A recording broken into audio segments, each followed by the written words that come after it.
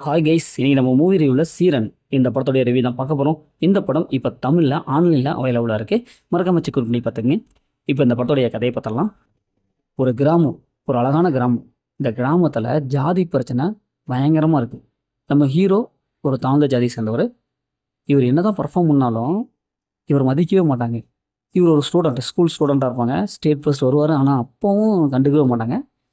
அதுக்கப்புறம் ஹீரோ எப்பவும் போல் லவ் பண்ணுவார். அது உயர்ந்த ஜாதி பொண்ணு. இந்த விஷயம் தெரிய வரும்.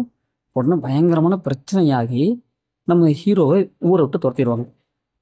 இப்போ தன்னுடைய அப்பாவுக்காக மறுபடியும் அந்த ஊருக்கு போக வேண்டிய சுச்சுவேஷன் வரும்.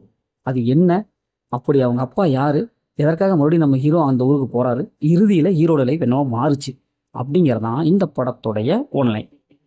இந்த படத்துடைய பாசிட்டிவ் பார்த்தாவே படத்துடைய ஸ்டோரி ஓரளவுக்கு நல்லா இருக்குது. இருந்தாலும் இதில் பர்ஃபார்ம் பண்ணிருந்த எல்லாருமே ஓரளவு நல்லா பர்ஃபார்ம் பண்ணியிருக்காங்க.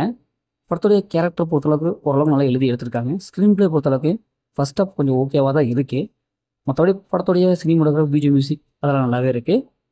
படத்துடைய மைனஸ்னால் ரொம்பவும் ஸ்க்ரீன் ப்ளே ரொம்ப போட்டு விட்டாங்க. செகண்ட் ஹாஃபில் இதே மாதிரி ஜாதியை மையப்படுத்தி ஏகப்பட்ட படம் வந்துருச்சு. அதே மாதிரி டெம்ப்ளேட் தான் இவங்க எடுத்திருக்காங்க. கொஞ்சம் ஓவர் டோஸ், ரொம்ப கிரிட்டிக்கல், ஒரு க்ரஞ்சாக எடுத்துட்டாங்களோ. ஏன்னா ஜாதியெல்லாம் இப்போது இந்த தமிழ்நாட்டிலையும் சரி எங்கேயும் சரி அந்தளவுக்கு இப்போ இருக்கிறதில்ல. அந்த மாதிரி சுச்சுவேஷனில் இவங்க காமிக்கிறது ரொம்ப ஓவர் டோஸாக இருக்கிற மாதிரி இருக்குது. அதை கொஞ்சம் குறைச்சிருக்கலாம். படம் செகண்ட் ஹாஃப், அதாவது ஃபஸ்ட் ஹாஃப்லேருந்து கடைசி வரைக்கும் கிளைமேக்ஸ் வரைக்குமே இவங்க இதே பாயிண்ட் ஆஃப் வியூ தான் போகிறதுனால நமக்கே கொஞ்சம் போர் அடிக்குது. என்னடா அது காலங்காலமாக இதையே எடுத்து வச்சுக்கிறாங்கப்பா அப்படிங்கிற தான் நினைக்க தோணுது.